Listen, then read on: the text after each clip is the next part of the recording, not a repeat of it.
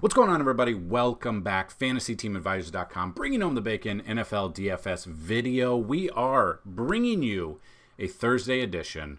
We're going to look at our showdown breakdown between the Detroit Lions and the Green Bay Packers. So, as you can see, we're going to go through it all. We're going to look at our matchup tool. We're going to look at the games. We're going to look at the players that make sense for both our captain and plays that make sense for flex as well. So on top of everything, we've got this going on.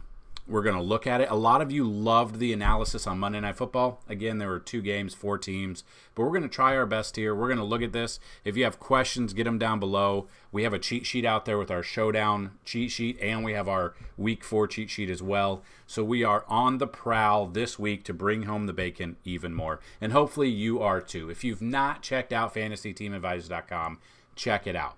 In the link, or in the description of this video, will be the link to our DraftKings League. We have 200 available spots, $10 a week. You can get in any week you want.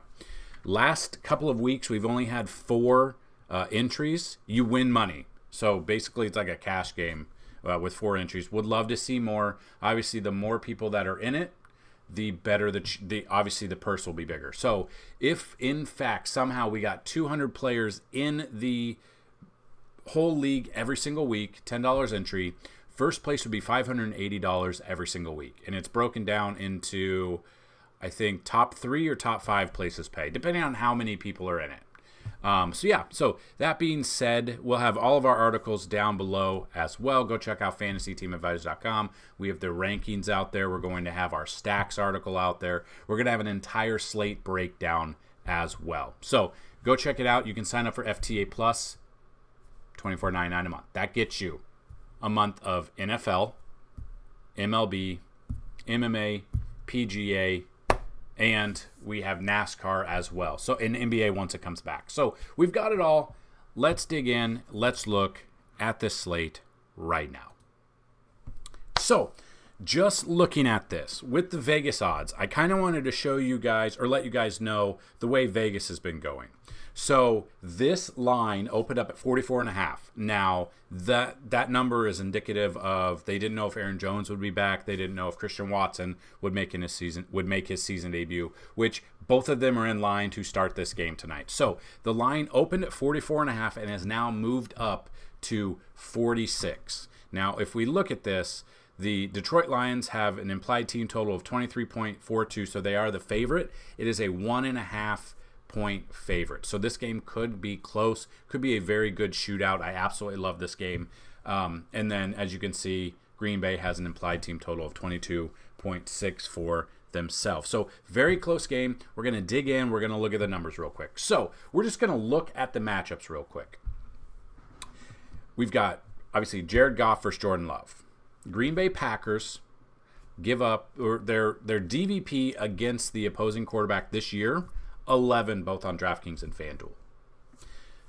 Looking at that, we know Jared Goff is obviously number 1. He's played 100% of the snaps. Looking at that, he's also rushing a little bit. He had a rushing touchdown last week. Last week, he rushed 16% of the snaps he played in. On the season, he's only rushing 11%. So it was up. We could definitely be looking at this. Then you've got Jahmyr. Now, I don't know what to expect. So Jahmyr Gibbs is supposed to be the RB1. He was supposed to get a significantly bigger role last week with David Montgomery out, and he did not. I do believe David Montgomery is back this week. Let's see. Is he going to be in this game? He's expected to suit up. Now, whether or not he has, re-injures the thigh, we don't know what's going to happen. So that could take down Jahmyr Gibbs just a little bit. But looking at Jahmyr Gibbs, on the season, he's played 45% of all the snaps. Last week, he played 60% of these snaps. He also rushed 56% of the snaps that he played last week. And Green Bay currently, they rank 25th against the opposing running back. Now, that puts us into the David Montgomery, the Zonovan Knight, the Craig Reynolds. Probably we are looking at, I want to say this is Gibbs' breakout game. I just have a good feeling about it. I had a good feeling last week about Olamide Zacchaeus, and he had a touchdown for us. Gibbs, they drafted him high for a reason. The problem is I don't know why they're not. So Gibbs now is more expensive on DraftKings by 700 than Montgomery, and he's $300 cheaper on FanDuel. So the pricing's really weird with FanDuel this season so far. Just kind of looking at that, I mean, David Montgomery obviously didn't play last week, played the other weeks, had 41% of the snaps, rushing percentage on the season compared to Jahmyr Gibbs, 34%. So they're using him, they're utilizing him even more. While it kind of makes more sense on DraftKings to take Montgomery. It just depends on if his injury is one that's going to linger and if it could just promote problems here to take away from Gibbs. But I think a lot of people are going to see that Montgomery did in week 1, be like, hey, he was the go-to, and go with him. I think we could get a little bit of leverage on the field and go with Jahmyr Gibbs. Probably not doing much with Knight or Reynolds. I just don't trust them. Then we get to the wide receiver core. So on the season, Green Bay secondary, they rank 9th in DVP on DraftKings and 8th over on FanDuel. Obviously, Amon-Ra St. Brown is the number 1. He's played 87% of the snaps, 94% last week. Rushing a little bit. They are giving him the ball to rush, like on jet sweep arounds and just, trick plays type. Not much, though. That's not what we're expecting. And then on the season, target-wise, 28% of all targets do go to the Sun God. Last week, he had 36%. So it was up last week. Josh Reynolds would be an option. He's 3,700 less. And we'll dig into all these numbers when we look at it. I just wanted you guys to see all of the numbers and everything, and maybe you can't see it.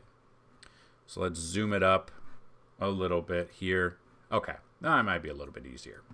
So then we see that Khalif Raymond is also another option, very, very cheap option. Marvin Jones Jr., he's always got that potential to pop and be that guy.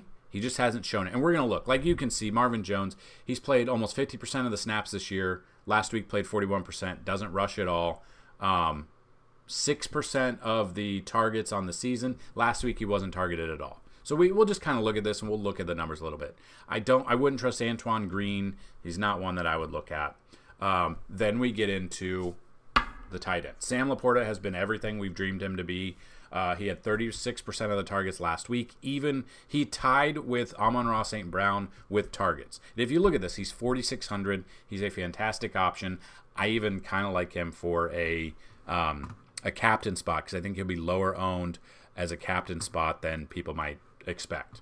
I wouldn't use Brock Wright much at all, and James Mitchell I wouldn't use at all. So I'm just showing the depth chart of all the positions there. So the plays that make the most sense for Detroit, obviously Goff, Gibbs, Montgomery, Amon-Ra St. Brown, Reynolds, Raymond.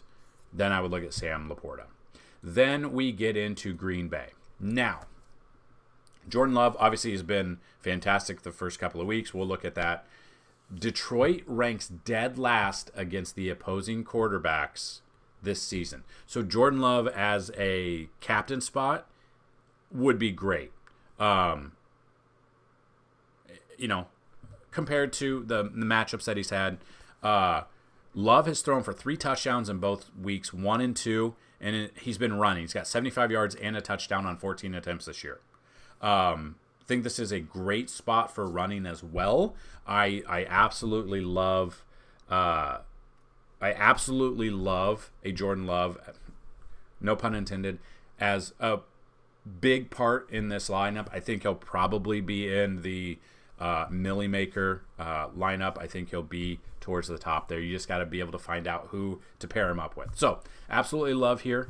Love here.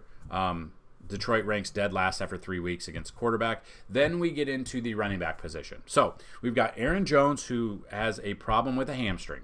Now, he's good to go. He's suiting up. He's going to be in this game. Okay? Obviously got hurt in week 1, didn't play in week 2 or 3. A.J. Dillon really hasn't. He is the backup. He's the RB1 when Jones is out. He just hasn't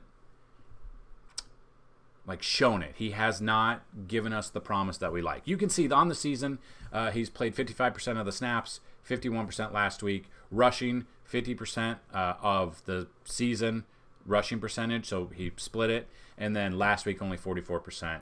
He's targeted a little bit on the season. Did not get targeted last week. Emmanuel Wilson will be a cheap option, but him here, the only way he really gets involved in the game will be if Jones gets hurt again, so he's probably out. Christian Watson making his season debut. If we look, Detroit's secondary rank 30th out of 32 against wide receivers, so then we've got to navigate the web here of which wide receivers for Green Bay would be even feasible to use. So Watson coming in, I don't know if there's going to be any like, hey, he's only going to be out there for X amount of snaps. So we'll dig into that when we get into DraftKings. So we'll kind of look at that. That brings us to Christian Watson. He has been the wide receiver 1 when he's on the field, but he hasn't been this season. So we go down. Is it Dobbs? Is it Reed? Is it Wicks? Is it Toure? Is it Heath? There's so many that have been involved through the first part of the season because their number 1 Watson has been out. So Watson should be good to go. I don't know if he's 100%. He will be out there. So that brings us down. I still love Jordan Reed. He is 4,000. Wicks would be even a cheaper option, as you can see. He's played 60% of the snaps this year. Last week he was targeted almost 14% of the time. Dobbs was targeted 27% of the time. So we can look at that. We feel great. Then we've got Luke Musgrave, who through the first 3 weeks is the most targeted. I believe he's the most targeted tight end of all tight ends. He's 3,300. He's very cheap. He's played 83% of the snaps on the season, 86% of them last week, and he was targeted almost 19% of the time last week, where he's targeted 16% of the time on the season. Then I really wouldn't go down to Degura or Tucker Kraft. I just don't trust them enough. But you can see, like, Detroit's secondary, they're really good against the run, but that's basically it. So that might take us out of the Jones, Dillon, Wilson era, and we go to a Jordan Love and navigate the wide receiver mark, and then navigate the tight end, because Detroit also is ranked 27th out of 32 against the opposing tight ends through 3 weeks. Again, the numbers are going to be a little bit skewed because it's only 3 weeks, but let's dig in. Let's look at DraftKings. Let's see what we can do. So, makes sense. Like, Amon-Ra, like the Sun God is 17.4. I get that. Maybe if you put him in there, it's kind of expensive. It's kind of hard to navigate building a lineup with him in there with that price. So looking at the price, he might be a little bit too rich for my blood. And Green Bay has been good. They might shut him down, and it might be someone else. It might be Laporta instead. And if you look at the discretionary here, 17.4 for Brown, or if you go down to Laporta for your captain, 12,000. So you're saving 5,400, and you're able to actually build a lineup out there. So just kind of looking at this, who would I go with in a captain spot? So he's very expensive. St. Brown is very, very expensive. Now, looking at this, I think with Aaron Jones, he's expensive as well. You get a little bit of salary relief there. He is involved in the passing game too, which is a plus. So if you kind of look at this, overall, Jones against the run, Detroit is ranked 8th. But if they're passing to Jones, they're ranked 30th. So you kind of got to think in that mindset when you have a running back that catches the ball a lot in the games, is targeted 5+ times in the game. Wide receiver mindset. That's how the secondary, that's how the defense would look at it. They're ranked 30th out of 32. So in that sense, if Jones does get 5, 6, 7 targets a game, he brings in all of them, he could be in store for a pretty good game there. Hopefully it's not just like a dump off pass. Hopefully it's not like a screen, but an actual just like pass where you can get off and get around him. He could be in store for a good game there. Just pure run. They're really good against the run right now. So looking at that, Jones is up in the air for me. Kind of like maybe Jones a little bit more than St. Brown just because of the price difference, at least on DraftKings anyway. But then we get to the quarterbacks. So I love both the quarterbacks. Like I said, I absolutely love Goff. I think, and it's crazy because Goff is going to throw it X amount. Let's just see how many times Goff has thrown it this year so far. 33 attempts last week, 35 the week before, and 35 in the week 1 matchup win against Kansas City. So looking at this, we know that Goff, as a captain, it's guaranteed you're getting, unless he gets hurt, 30-plus attempts out of him.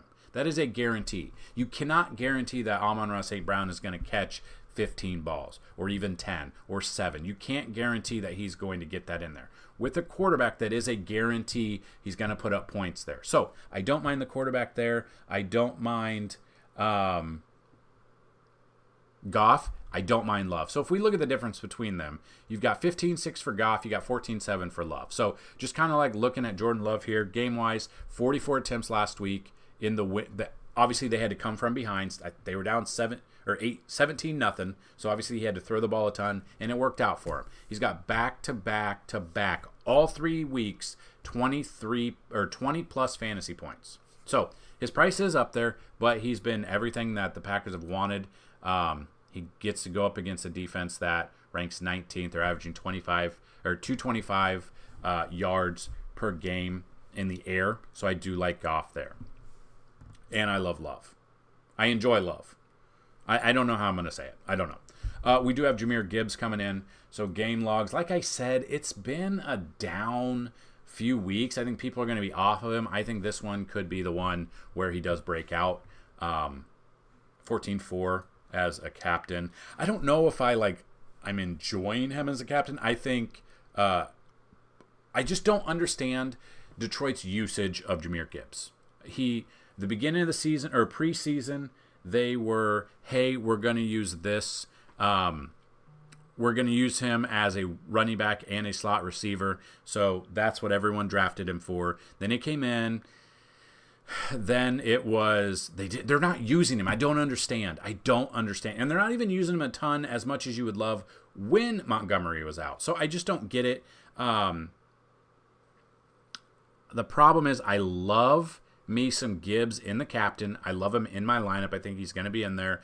But I'm scared of the David Montgomery vulture of a touchdown or two and completely screw us over. So be cautious on this. I think Jahmyr Gibbs is more of a GPP captain and then an all-around flex play for today.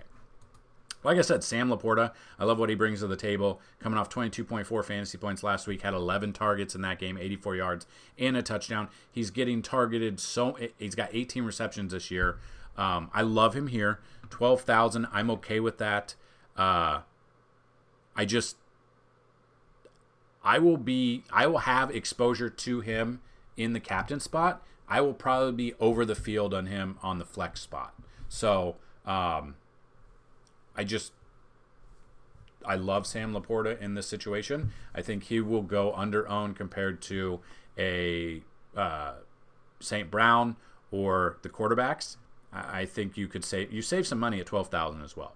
Then we got Watson. Like I said, I don't know what to expect out of him. He has a good matchup. Problem is, I don't know if he's going to be out there a ton. If there's any news, let's see. Yeah, so we don't know. He's questionable, but expected to suit up. So that's the thing. So looking at this, I don't mind Watson. I don't think I can trust him enough for a captain spot, though. That's my problem. Tournament-wise, okay. Obviously, with captain, I don't mind. But he is definitely... it's a risky play because he's coming off injury. He hasn't played this year. I don't know if I'll have him my captain. He will be in my flex pool, though, for sure.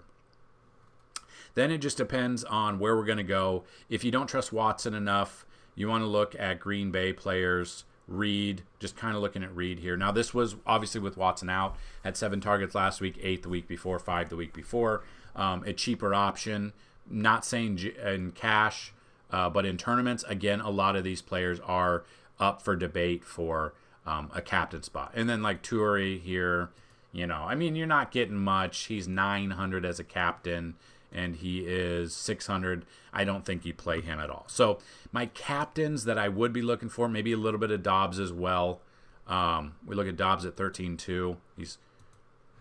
He's done well 2 of the 3 weeks. He has. He had 12 targets last week. He was their go-to target guy when they were down 18 or 17. So looking at that, I don't mind him. Had a touchdown. He has 3 touchdowns on the year. Again, Watson coming back will kind of mess with that a little bit. So Green Bay-wise, a little bit of Wicks, maybe. But yeah, he's not much going. 6 targets last week, 18 was his longest, had 8.5. I'm probably off of Datavian Wicks as well. So, looking at Detroit, again, yeah, Brown, Goff, Gibbs, Laporta, those are all the guys. You got Montgomery. He played week 1 and 2. We saw he's vulture touchdowns from Gibbs. Identical 13.4. I feel like he could be an identical one. I'm not going to use him in my captain spot. He would be a flex option. Again, he has a chance to re-aggravate the injury, and then we'd get screwed out of there too. So you just kind of got to navigate these waters of what plays make sense and what plays are more risky than not. I mean, same thing. Those are the same plays that I'd be looking at for flex. You want to get a little bit lower. Craig Reynolds, like I said, probably not trusting him as the RB3 here. Marvin Jones, not really trusting him. Hasn't done much in 2 weeks. Wasn't targeted at all in the last 2 games. And he's still 3,000. He's on the tail end of his career. I'm probably out on him. Like I said, Zonovan Knight, matchup-wise, he didn't do anything last week. Probably off of him. Yeah, so he's probably not even going to be on the roster. He could be on the roster, I guess. But yeah, he's probably not even going to be there, especially with Montgomery back, probably off of that as well. Obviously the defenses are always up for debate. They think it's going to be a high-scoring game, so maybe you have the defense in there because maybe they got a couple pick sixes. But, defense, special teams, they're always a play. Don't love it. But the defensive have found their way into the optimal showdown lineups this year so far. Those would be options. Again, with this one, though, Vegas thinks it's going to be a high-scoring affair. The number keeps going up. I'll have a little bit of exposure, but I don't know how much. Kickers are all obviously the same thing, depending on which way you think it's going to go. Badgley here. Yeah, he hasn't even kicked this year. Yeah, so it'll just depend on the kickers. I wouldn't go any lower. Like, these are all disgusting plays. Like, I feel like you need your player pool, which we have on our showdown cheat sheet. But it's really, not loving the majority of the lower guys. So it just depends on what you can navigate. I think St. Brown at 17.4 as your captain or MVP on FanDuel, I'm a little off of. 11.6 as a flex, I'm okay with. But yeah, I think Goff makes a fantastic option. I think you want to pair up Goff. I think like a Goff, a Laporta,